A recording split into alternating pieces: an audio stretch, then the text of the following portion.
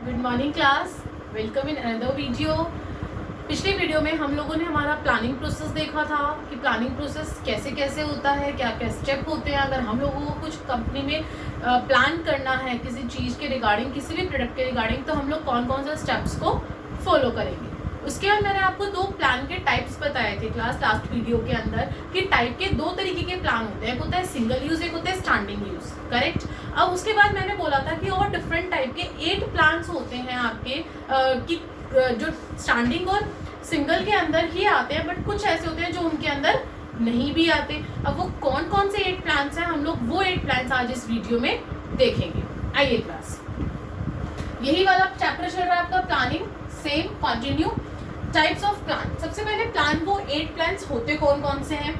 Objective, कि हम लोगों को कौन सा ऑब्जेक्टिव, क्या ऑब्जेक्टिव है हमारा, हमारी स्ट्रेटेजी क्या होगी, हमारी पॉलिसीज क्या होंगी, प्रोसीजर हमें कौन सा यूज करना है, रूल्स हम लोगों को कौन कौन से बनाने हैं, प्रोग्राम्स कौन से होंगे, मेथड क्या होगा हमारा, और बजट कौन कौन से प्रिपेयर होंगे। ये सब के अंदर हम लोग प्लान, ये सारे प्लान हैं जो कि हम लोग हमारी कंपनी के लिए, कंपनी में करते हैं हमारे गोल को अचीव करने के लिए, ठीक है। अब आगे आते हैं, हम लोग इन सबको एक एक करके पढ़ते हैं डिटेलिंग में, ताकि आप लोगों को ये सारे अच्छे से हो जाए। मैंने पहले भी कहा था प्लानिंग प्रोसेस और टाइप ऑफ प्लान, ये दोनों बहुत इंपॉर्टेंट टॉपिक है आपके इस चैप्टर में। आइए क्लास, सबसे पहले हम लोग देखते हैं हमारा ऑब्जेक्टिव। ऑब्जेक्टिव प्लान के अंदर हम लोग क्या करते हैं, पहली चीज ये आपका ना ही सिंगल यूज है और ना ही है आपका स्टैंडिंग प्लान है, इन दोनों में से ये कुछ भी नहीं है। आगे ऑब्जेक्टिव शुड बी स्मार्ट, जो हमारा ऑब्जेक्टिव है वो हमेशा स्मार्ट होना चाहिए। स्मार्ट का मतलब क्या है, यहाँ स्पेसिफिक होना चाहिए, क्लियर, मेजरेबल होना चाहिए, अचीवेबल हो जाना चाहिए, जो हम लोग अचीव कर सके, रेलिवेंट, सही होना चाहिए, और टाइम बाउंड होना चाहिए। इतने टाइम में हम लोग हमारे ऑब्जेक्टिव को अचीव कर सके। समझ में आया, that the objective should be the smart like this. आगे इसका एग्जांपल लेती हूँ एक मैं, increase in sale by 10% by 6 months. अगर हम लोगों ने 6 महीने में 10% की हमारी सेल में इंक्रीज करी है और डिक्रीज हुआ है, रिजेक्शन हुआ है 2% का by 1 month, so it is a smart objective. कि अगर 2 महीने में हमारा रिजेक्शन 2% हमारा रिजेक्शन भी हुआ है 1 महीने में, तो 6 महीने में हम लोगों ने 10% हमारा इंक्रीज भी किया है। समझ में आई बात। इस तरीके से आप अपने ऑब्जेक्टिव को स्मार्ट बना सकते हैं, ऑब्जेक्टिव प्लान को स्मार्ट बना सकते हैं। इसके फीचर्स क्या क्या है, सबसे पहली चीज इसमें हम लोग डिटरमाइन करते हैं कि हमें क्या करना है। What is to be done is the end result of planning. All activities are guided towards objective, जितनी भी एक्टिविटीज है सारी हमारी ऑब्जेक्टिव के रिगार्डिंग गाइडेड हैं। Usually setup up by the top level management, जो टॉप लेवल मैनेजर्स होते हैं इसको वो सेट करते हैं। Serve as guide for overall business planning, यानी कि ये जो ऑब्जेक्टिव है वो सर्व करता है ओवरऑल बिजनेस प्लानिंग को, कि एक्चुअल में हमें करना क्या है। हम लोग जो ये सारी चीजें प्लान करके बैठे हैं, हमने कंपनी खड़ी करी है, वो क्यों करी है, हमने एम्प्लॉयज को जो रखा है वो क्यों रखा है, वो इस ऑब्जेक्टिव के लिए रखा है कि इस ऑब्जेक्टिव को हम गेन कर सकें। तो इस ऑब्जेक्टिव प्लान जो है, ये ऑब्जेक्टिव प्लान, इसके अंदर हम लोगों ने क्या क्या करा, एक तो हम स्मार्ट ऑब्जेक्टिव चूज करेंगे, उसका एग्जाम्पल और उसके फीचर्स। अब सेकंड पे आती हूँ स्ट्रेटजी। अब स्ट्रेटजी, आप स्ट्रेटजी भी तो प्लान करोगे ना, it is also type of plan. देखिए ये भी आपका ना ही सिंगल यूज होता है, ना ही स्टैंडिंग प्लान होता है। Important to scan the business environment before framing the plan. इस प्लान को फ्रेम करने से पहले हम लोग हमारे पूरे बिजनेस एनवायरनमेंट को अच्छे से स्कैन करते हैं कि जो हमारा बिजनेस एनवायरनमेंट है वो कैसा है, चाहे वो इंटरनल हो चाहे वो एक्सटर्नल हो। आगे formation by top level management, इसे कौन फॉर्म करता है, टॉप लेवल मैनेजमेंट करता है। Common decision in this whether to introduce a new product और नॉट। इसके अंदर हम लोग ये डिसीजन लेते हैं, हमारा कॉमन डिसीजन ये भी होता है इसके अंदर कि हमें न्यू प्रोडक्ट इंट्रोड्यूस करना है या नहीं करना है, और करना है तो क्या स्ट्रैटेजी होनी चाहिए उसकी।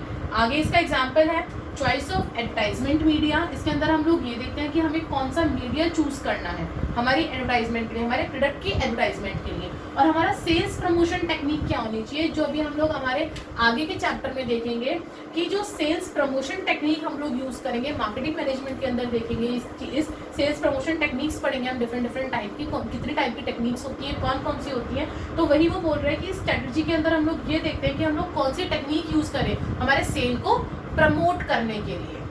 समझ में आई बात। अब उसके फीचर्स में सबसे पहली चीज इन्फ्लुएंस बिजनेस एनवायरनमेंट से इन्फ्लुएंस्ड होता है, अभी हमने ऊपर पढ़ा है। Strategic directs future decision making and scoping long run. Strategy में जो हम प्लान करते हैं वो हमारे लॉन्ग रन के लिए करते हैं और हमारा फ्यूचर डिसीजन मेकिंग प्लान करते हैं इसके अंदर। और last, it provides the broad contours of an organization in business.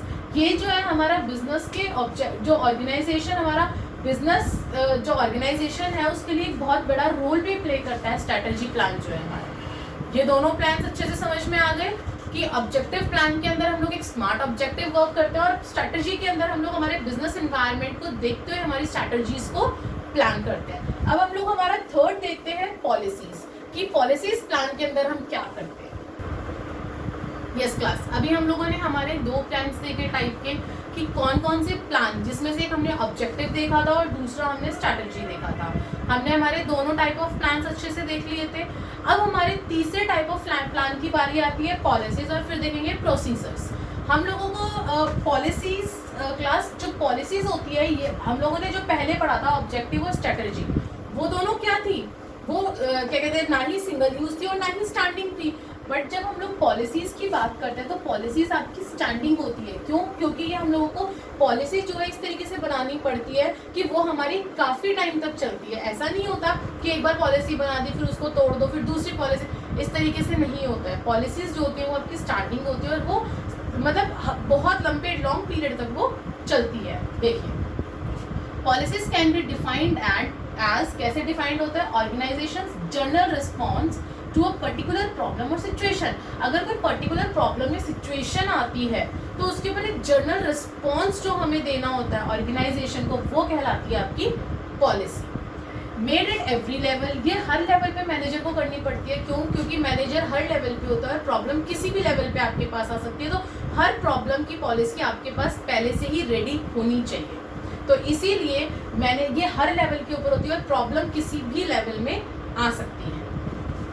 Major policies are made to known all the stakeholders. जो कंपनी मेजर, जो बड़ी पॉलिसीज बनाती है कि हमारी कंपनी की क्या पॉलिसी है। फॉर एग्जांपल अगर मैं लूँ कि आपका जैसे विजय सेल्स है, उसके पास उसकी क्या पॉलिसी है कि उसने अपने पास सारी ब्रांड के एसीज रखे हुए हैं, या फिर ये कहूँ कि उसके पास AC plus cooler plus gas सब कुछ रखा हुआ है। तो उसकी एक बड़ी पॉलिसी है जो स्टेक होल्डर्स को पता है, यानी कि किसको, कस्टमर्स को पता है, क्लाइंट्स को पता है। लेकिन वहीं पे अगर मैं किसी माइनर पॉलिसी की बात करूँ, कोई छोटी पॉलिसी जो सिर्फ कंपनी के इंटरनल यूज़ के लिए बनाई गई है, वो सिर्फ इंटरनल यूज़ मतलब वो सिर्फ एम्प्लॉयज़ को, कंपनी के अंदर जो लोग वर्क कर रहे हैं उन्हीं को ही पता होती है। तो ये दो तरीके की हो गई, एक मेजर हो गई और एक माइनर। मेजर जो है वो बेसिकली सबको पता होती है स्टेक होल्डर्स में, और जो माइनर होती है वो आपके इंटरनल के लिए होती है, जो इंटरनली जो वर्क कर रहे हैं उन सबको पता होती है। अब इसका एग्जाम्पल जैसे कि किस टाइप की policy, what is the criteria for choosing among the suppliers. हम सप्लायर्स से क्या चूज करें,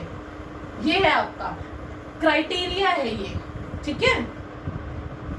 हाँ जी क्लास, क्राइटेरिया हम लोग कि कौन सा क्राइटेरिया जो है हमें ये देखते हैं हम लोग पॉलिसी के अंदर बेसिकली कि what is the criteria for choosing among for suppliers, कि हम लोगों को हमारे कितने डिस्ट्रीब्यूटर्स रखने हैं, हमें कितनी एजेंसीज, कितना बड़ा एरिया है हमारा जहाँ पे हम लोगों को हमारी कितनी एजेंसीज खोलनी है।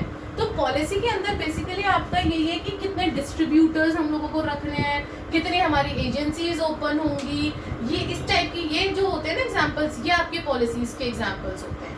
अब फीचर्स क्या बता रहा है इसका, ये आपके ऑब्जेक्टिव के ऊपर बेस्ड होते हैं। ऑब्वियसली बात है, जो हमारा ऑब्जेक्टिव है, अब जैसे एसी है, एसी हमारा ऑब्जेक्टिव था कि हमें एसी को प्रोडक्शन करवानी है, तो अब एसी के साथ हम लोगों को क्या क्या पॉलिसी में रखना है। फॉर एग्जांपल कि हमने ये पॉलिसी बनाई कि भाई हम लोग, जैसे विजय सेल्स है, उसने ये कर रखा कि उसने एसी भी रख रखा है, टीवी भी रख रखा है, वॉशिंग मशीन भी रख रखा है, तीनों। उसकी पॉलिसी है कि हाँ भाई आप लोग वहाँ कुछ खरीदने गए, उसके साथ साथ आपने देखा कि हाँ भाई और भी चीज़ें रखी हुई हैं, टीवी एसी ये सब, तो आपने वो भी खरीद लिया। तो ये आपकी इस टाइप की पॉलिसीज कंपनी, अलग अलग कंपनीज अलग अलग अपनी पॉलिसीज बनाती हैं। आगे क्या है, guides manager to implement strategies, वो मैनेजर्स को गाइड करती है, जो पॉलिसी होती है वो मैनेजर को गाइड करती है कि किस तरीके से हमें स्ट्रैटेजी को इम्प्लीमेंट करना है। Policies organisations customised way by handling problems. कई बार क्या होता है कि इतनी प्रॉब्लम्स आ जाती हैं ऑर्गेनाइजेशन के अंदर कि पॉलिसीज जो है वो उस प्रॉब्लम को हैंडल करने में हमारे लिए हेल्प करती है, हमें हेल्प करती है। समझ में आ गया पॉलिसी।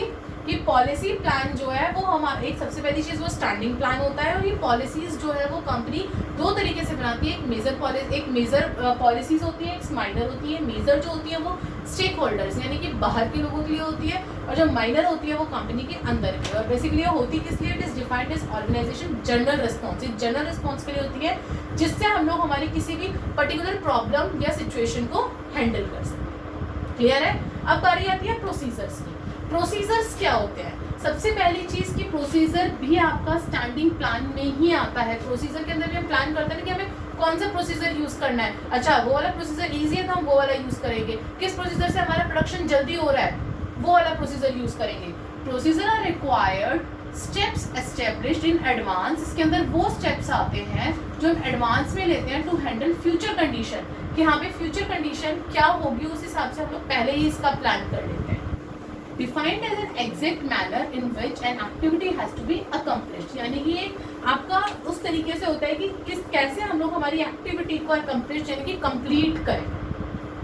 एग्जाम्पल देखिए, procedure to handle the order by manufacturing department में इन्वॉल्व सेल्स डिपार्टमेंट। अब देखो ये आपका एक प्रोसीजर है कि अगर हम लोगों को ऑर्डर जो है मैन्युफैक्चरिंग डिपार्टमेंट से हैंडल करना है तो उसके अंदर आपका सेल्स डिपार्टमेंट भी इंक्लूड होता है। क्यों? क्योंकि सेल्स डिपार्टमेंट बताता है कि कितने आपके बिक सकते हैं, कितने आपके बिके, पास्ट एक्सपीरियंस क्या रहा, फ्यूचर में क्या हो सकता है, फ्यूचर में कितने बिक सकते हैं, अभी कस्टमर्स का क्या रिस्पॉन्स है। तो जब हम मैन्युफैक्चरिंग डिपार्टमेंट को हैंडल करेंगे ना तो उसमें सेल अपनी इन्वॉल्वमेंट दिखाता है कि हाँ भाई इतना करो, ऐसे करो। तो ये आपका एक प्रोसीजर हो गया कि सेल्स डिपार्टमेंट को इन्वॉल्व करना कंपलसरी है, तभी तो आप उतना ही तो मैन्युफैक्चर करोगे। पता चला कस्टमर्स को इतना पसंद नहीं आया आपका प्रोडक्ट, आपने 100 चीज़ों की प्रोडक्शन 100 प्रोडक्ट की प्रोडक्शन कर दी, 50 वेस्ट चला गया, क्या फ़ायदा। तो उससे अच्छा है कि अगर कस्टमर्स का पहले सेल्स डिपार्टमेंट से कंफर्म करो कितने बिके, कितने बिकने चाहिए थे, कितने रखे हैं, उसके बाद मैन्युफैक्चरिंग डिपार्टमेंट को हैंडल करो। तो this is your procedure. Features क्या है? Sequence of steps to carry on different activity. ये सीक्वेंस होता है, इसका स्टेप्स का सीक्वेंस होता है जो कि हम लोग डिफरेंट एक्टिविटीज में करते हैं। आर मोस्टली क्रोनोलॉजिकल ऑर्डर, या पे एक ऑर्डर में होता है हमेशा। सीक्वेंस ऑफ स्टेप्स और actions to be taken to enforce a policy. Policy को सीक्वेंस मतलब इसके अंदर क्या होता है, आपका सीक्वेंस वाइज स्टेप लिया जाता है हमारी पॉलिसीज को एनफोर्स में लाने के लिए, यानी कि पॉलिसीज को इम्प्लीमेंट करने के लिए हम लोगों को जो प्रोसीजर होता है उसको एक स्टेप वाइज एक्शन लेना पड़ता है। तब हमारा जो पॉलिसी है वो हमें अचीव होगी। और जो पॉलिसी है वो कब ऑब्जेक्टिव कब होगा? जब ये सारे प्लान्स हमारे अच्छे से एक दूसरे के साथ मिलके चलेंगे। आइए अब आगे के प्लान्स देखते हैं। अरे शुरू कर।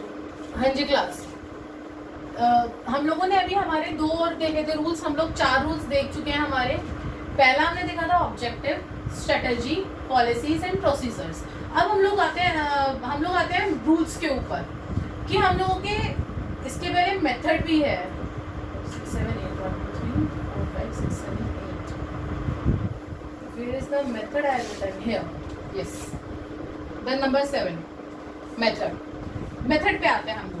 Method can be defined. अब मेथड क्या होते हैं? मेथड आप लोग डिफरेंट टाइप ऑफ मेथड्स आप लोग अकाउंट्स में यूज़ करते हैं कि हाँ भाई मैथ्स में भी यूज़ करते हैं, ये मेथड नहीं तो ये मेथड, लेकिन आंसर तो दोनों मेथड से सेम आता है। तो इसी तरीके से हम लोग हमारी कंपनी के अंदर भी जो हमारी बहुत सारी चीज़ें होती हैं, अकाउंटिंग ही मान लो कि उसके अंदर जो हम लोग मेथड्स यूज़ करते हैं या बनाने का तरीका, हमारे प्रोडक्ट का मेथड कैसा है, कौन से मेथड से जल्दी बन रहा है, तो वही सारी चीज़ें प्लान करते हैं इस मेथड प्लान के अंदर। ये आपका स्टैंडिंग होता है कि जो आपने एक बार कर दिया वही आपको रिपीटेडली यूज़ करना है। Method can be defined as formalised और systematic way of doing routine job. ये आपका एक सिस्टमेटिक वे है कि आपको अपनी जॉब कैसे रूटीन में करनी है। Manager decide in advance the common way of doing job. Manager जो है वो एडवांस में डिसाइड कर लेता है कि उसे कॉमन जॉब कैसे करवाना है, एम्प्लॉयज से किस मेथड से उसे करवाना है। एग्जाम्पल देखिए, वैल्यूएशन ऑफ डेप्रिसिएशन। अब आप लोग डेप्रिसिएशन निकालते थे 11th क्लास में। डेप्रिसिएशन के 2 मेथड होते थे, एक होता था स्ट्रेट लाइन, एक होता था डिमिनिशिंग बैलेंस मेथड। 2 मेथड होते थे। तो अब जब कंपनी के अंदर ये होता है क्लास कि अब आपने जब स्टार्टिंग में जो मेथड यूज़ कर लिया वही मेथड आपको अपनी कंपनी के एंड तक यूज़ करना है। और अगर चेंज करना है तो उसके लिए एक अलग से प्रोसीजर होता है कि आपको कंपनी का मेथड कैसे डेप्रिसिएशन का चेंज करना है, कैसे नहीं करना, उसका एक पूरा आपका प्रोसीजर होता है लंबा। लेकिन जो आपने एक बार स्टार्टिंग में मेथड चूज कर लिया, फिर एंड तक ये होता है कि आपको वही मेथड वो यूज करना है एंड तक। आगे देखिए इसके फीचर्स क्या हैं। Standardised way in which a task has to be performed, ये एक वे है जिसके अंदर हम लोग टास्क परफॉर्म करते हैं। सिलेक्शन ऑफ राइट मेथड, अगर आप सही मेथड चूज करते हो तो वो आपका टाइम और मनी दोनों चीज़ों को बचाता है। Method vary from task to task, ये मेथड डिपेंड करता है कि आप टास्क कौन सा कर रहे हो, किस टास्क पे कौन सा मेथड ज़्यादा बेटर रहेगा। नेक्स्ट है rules. Rules is also your standing plan. Rules भी आपके एक स्टैंडिंग प्लान होते हैं कि आपने जो रूल बना दिया। अब आप लोग स्कूल में पढ़ते हैं, स्कूल में आप लोगों के लिए बहुत सारे रूल्स होंगे कि जो रूल्स बना दिए गए आपको वो फॉलो करने हैं, अगर नहीं करोगे तो आपको पनिशमेंट दी जाएगी। उसी तरीके से कंपनी में होता है क्लास की रूल्स जो है वो टॉप लेवल एक बार बना देता है तो वो उसको चेंज नहीं करता है, एंड एम्प्लॉयज उसके अंदर कोई चेंजेस नहीं कर सकते। टॉप लेवल फिर भी चेंजेस ला सकता है, बट एम्प्लॉयज के अंदर कोई चेंजेस नहीं ला सकते। एम्प्लॉय को वो करना पड़ेगा, वो रूल फॉलो करना पड़ेगा जो कंपनी के टॉप लेवल ने बना दिया। देखिए आप rules spell out special actions और नो एक्शंस। इसके अंदर कुछ स्पेशल एक्शंस होते हैं या फिर कोई एक्शन नहीं होता एम्प्लॉयज का। एम्प्लॉयज को खाली रूल्स को फॉलो करना है, वो अपना कोई एक्शन नहीं दिखा सकता रूल्स के ऊपर। There is no discretion allowed in rules, rules को आप नहीं तोड़ सकते। रूल्स से आपका जो एनवायरनमेंट होता है वो एक डिसिप्लिन एनवायरनमेंट होता है। अब स्कूल में आप लोग डिसिप्लिन के थ्रू रहते हैं, डिसिप्लिन एक रूल है कि हाँ भाई आपको डिसिप्लिन मेंटेन करके रखना है, तो कितना अच्छा एनवायरनमेंट होता है स्कूल में। वहीं पे अगर आप कुछ गलत करते हैं तो आपको पनिशमेंट दी जाती है क्योंकि आप डिसिप्लिन को तोड़ रहे हैं। तो उससे क्या होता है कि आपका एनवायरनमेंट एक डिसिप्लिन एनवायरनमेंट बन जाता है। आगे देखिए example, rule of no smoking. अब हम लोग कंपनी की बात कर रहे हैं तो हम लोग कंपनी पे ही आ जाते हैं कि एम्प्लॉयज़ को रूल बना रखा है फैक्ट्री के अंदर कह लो या कंपनी के अंदर कह लो कि जो एम्प्लॉयज़ हैं वो स्मोकिंग नहीं करेंगे और employees can not make any changes, और एम्प्लॉयज़ उसके अंदर कोई चेंजेस नहीं ला सकता है क्योंकि ये रूल बनाया गया है टॉप लेवल से। फीचर्स क्या है, कोड ऑफ कंडक्ट और general instruction in any organisation. इसके अंदर पूरे आपके जर्नल इंस्ट्रक्शंस होता है रूल के अंदर, या कोड ऑफ कंडक्ट होता है, पूरे प्रॉपर रूल्स होते हैं। Specifies what to do and what not to do, क्या करना है क्या नहीं करना है ये आपको बताता है। वो रिजिड होता है, इसे कोई भी एम्प्लॉय चेंज नहीं कर सकता, कंपल्सिव होता है ये by nature. Usually the simplest type of plan, ये सबसे सिंपलेस्ट टाइप है प्लान का क्योंकि ये आप अपने नॉर्मल लाइफ में भी बहुत देखते हैं कि रूल रूल रूल हर जगह रूल होता है। आपका घर पे अलग रूल्स होते हैं, स्कूल में अलग रूल्स होते हैं, आपके अपने अलग रूल्स होते हैं। तो रूल जो है कि सिंपलेस्ट टाइप है प्लान का। आपने पढ़ के भी देखा होगा, अभी तक हम लोग 6 टाइप्स पढ़ चुके हैं प्लान के, सबसे ईजिएस्ट आपका यही आया होगा। तो 6 हम लोगों ने पढ़ लिए हैं। सबसे पहले ऑब्जेक्टिव देखा, फिर स्ट्रेटजी देखी हम लोगों को क्या स्ट्रेटजी बनानी है, फिर पॉलिसीज देखी हम लोगों ने, प्रोसीजर्स, रूल्स एंड मेथड। अब लास्ट 2 आपके मेथड्स रह गए हैं, वो लास्ट 2 मेथड्स देखते हैं। यस क्लास, अब हमारे लास्ट 2 टाइप्स बच गए हैं, वो 2 टाइप्स अब हम लोग देखते हैं कि कौन कौन से हैं और क्या उनका मतलब है। लास्ट जो 2 बचे हैं वो है प्रोग्राम्स और बजट। हम लोग पहले हमारा प्रोग्राम्स देखते हैं। प्रोग्राम प्लानिंग जो होता है, प्रोग्राम प्लान जो होता है आपका, सबसे पहली बात वो सिंगल यूज प्लान होता है, सिर्फ एक ही बार बनता है और वो खत्म हो जाता है उसको यूज करने के बाद। कैसे? Programmes are the combination of objective, policies, procedure and rules. Programme जो होता है वो इन सब का कॉम्बिनेशन होता है, किसका? ऑब्जेक्टिव का, पॉलिसीज का, प्रोसीजर का एंड रूल्स का। कैसे? एग्जाम्पल के थ्रू समझाती हूँ। फॉर एग्जाम्पल आपको एक कंस्ट्रक्शन करना है शॉपिंग मॉल, या आपका एक क्या है प्रोग्राम है कि हाँ भाई हमें कंस्ट्रक्ट करना है, आपको प्लान करना है कंस्ट्रक्ट करने के लिए, तो उसके लिए इन सारी चीज़ों की जरूरत पड़ेगी या नहीं पड़ेगी? रूल भी बनाने पड़ेंगे, प्रोसीजर भी बनाने पड़ेंगे, पॉलिसीज भी डिसाइड करनी पड़ेगी, ऑब्जेक्टिव भी आपको डिसाइड करना है कि क्या होगा क्या नहीं। तो प्रोग्राम जो होता है वो इन सबका कॉम्बिनेशन होता है क्लास। ओके, पहली चीज it's create relation between policies, procedure and goals. ये इन तीनों के बीच में रिलेशन क्रिएट करता है। Primary programme prepared by the top level, जो प्राइमरी प्रोग्राम बनाया जाता है वो टॉप लेवल प्रिपेयर करता है और उसको मेंटेन, उसको कौन रेगुलेट करता है? नीचे के लेवल के जितने भी होते हैं वो सब उसको रेगुलेट और इम्प्लीमेंट करते हैं। इसके फीचर्स क्या हैं? Detailed statement about a project, इसके अंदर एक पूरी डिटेल्ड स्टेटमेंट होती है प्रोजेक्ट के रिगार्डिंग। ये प्रोजेक्ट है आपका, प्रोग्राम है, इसके रिगार्डिंग पूरी डिटेल्ड स्टेटमेंट होगी। And ensure systematic working in an organisation, कि आपको सिस्टमेटिक तरीके से ऑर्गेनाइजेशन में कैसे वर्क करना है। So this is your programme plan. Last plan is your budget plan. Budget plan के अंदर सबसे पहली चीज़ ये भी आपका सिंगल यूज होता है, बजट। आप लोग घर में भी अपना देखते होंगे, आपके पेरेंट्स जो है वो बजट रेडी करते होंगे कि क्या बजट है, उसी तरीके से कंपनी में भी बजट रेडी होते हैं और उन बजट्स को जब रेडी करते हैं उनके रिगार्डिंग जो प्लान होता है वो बजट प्लान कहलाता है। ये मेरे ख्याल से रूल के बाद सेकंड प्लान है जो आप लोगों को बहुत ईजी लगेगा, जो आपकी रेगुलर लाइफ से रिलेट भी करता है। देखिए, statement of expected result express in numerical terms. हम लोग एक्सपेक्ट करते हैं कि हमारा कितना खर्चा होगा और न्यूमेरिकल टर्म्स में करते हैं, right. Budgets are always measurable. ये हमेशा मेजरेबल होते हैं कि हमें कितना पैसा खर्च करना है, कितना किस चीज़ के ऊपर बजट लगाना है। Capital budget is prepare to find out the expected capital requirement. अब कैपिटल बजट क्यों प्रिपेयर किया जाता है? ये देखने के लिए कि हम लोगों को कितनी कैपिटल रिक्वायरमेंट की ज़रूरत है, एक्सपेक्ट कितना है। Operational budget is prepared where instead of financial hourly units are used starting expected hours the employees will be working. ध्यान से सुनना, जो ऑपरेशनल बजट है वो किस लिए प्रिपेयर होता है? Where instead of finance hourly units, हम लोग ये देखते हैं कि कौन सा एम्प्लॉय जो है वो कितना वर्क कर रहा है, उसका स्टार्टिंग एक्सपेक्टेड आवर्स कितना है, कितने टाइम में, 1 घंटे में वो कितनी यूनिट्स को प्रोड्यूस कर रहा है। इसलिए हम लोग ऑपरेशनल, जरूरी नहीं है क्लास कि हम लोगों का बजट जो है सिर्फ वो न्यूमेरिकली ही हो, हम लोगों का वो यूनिट्स में, हम लोग यूनिट्स में भी देखते हैं, इस बजट को प्रिपेयर करते हैं कि जो एम्प्लॉय है वो 1 घंटे में कितने प्रोडक्ट होगा, न्यूमेरिकली ये भी कि कितने आपके वो बना रहा है, यूनिट्स प्रिपेयर कर रहा है 1 घंटे में। तो उसके लिए कौन सा होता है? ऑपरेशनल बजट होता है। अब मैं एक एग्जांपल से समझाती हूँ आपको। फॉर एग्जांपल जैसे सेल्स बजट है आपका, सेल्स बजट में हम लोग क्या करते हैं? सेल्स देखते हैं हमारी पर यूनिट कितने हैं, 1 लाख सेल्स इन यूनिट। अब प्राइस कितना है पर यूनिट का? 1 यूनिट का 20 रुपये। तो टोटल सेल्स बजट कितना बैठा है आपका? 2 लाख रुपये बैठ गया 2 लाख रुपये। तो इस तरीके से हमारे बजट्स रेडी होते हैं। आगे इसके फीचर्स देखिए। It qualifies future facts and figures. हम लोग फ्यूचर के फैक्ट्स और फिगर्स को इसके अंदर देखते हैं। Budgets are prepared by manager at every level. Budget जो है वो हर लेवल पे मैनेजर प्रिपेयर करता है। It serves as a standard for measuring and comparing actual performance. इससे क्या होता है कि जब हम लोग हमारा बजट रेडी कर लेते हैं, ठीक है, तो हम कंपेयर करेंगे कि जो सर्व हम लोग कर रहे हैं, serve is standard for measuring and comparing. हम लोग क्या करते हैं? पहले बजट प्रिपेयर कर लेते हैं कि इतना लग सकता है, इतना लग सकता है। उसके फिर हम लोग जो एक्चुअल हमारा खर्चा होता है उससे हम लोग कंपेयर करते हैं। एम आई राइट? अब देखिए, हम लोगों ने सेल्स बजट देखा था क्लास, ये आपका 20 लाख होगा। एक 0 कम लगा दी, 1 लाख का था और 20 पर यूनिट था, तो कितना हो गया? 20 लाख हो गया। ध्यान रखिएगा, आप लोगों के एक 0 से बहुत इफेक्ट पड़ता है। अभी ये 2 लाख था, अभी 20 लाख बन गया, राइट। सो क्लास, खैर हम लोग हमारे इस पे आते हैं वापस टाइप्स ऑफ प्लान्स के ऊपर कि टाइप्स ऑफ प्लान मैंने आपको 8 टाइप के बताए। सबसे पहले मेन थे आपके सिंगल और स्टैंडिंग। उसके अंदर सिर्फ 2 प्लान ऐसे थे जो आपके ना सिंगल होते हैं और ना स्टैंडिंग होते हैं। वो 2 आपके ऑब्जेक्टिव और स्ट्रेटजी थी। उसके बाद हमने policies, procedure, methods, rules, programmes and budget, ये 8 टाइप के प्लान्स पढ़े।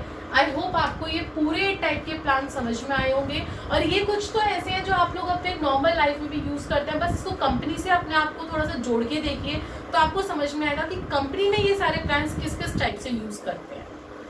थैंक यू क्लास, अच्छे से पढ़िएगा और जो नहीं समझ में आया वो प्लीज़ कमेंट बॉक्स में लिखिए और साथ में सब्सक्राइब करना मत भूलना ताकि मेरी आगे की अपलोड की हुई वीडियोज़ आप तक टाइमली पहुँच जाए। Thank you.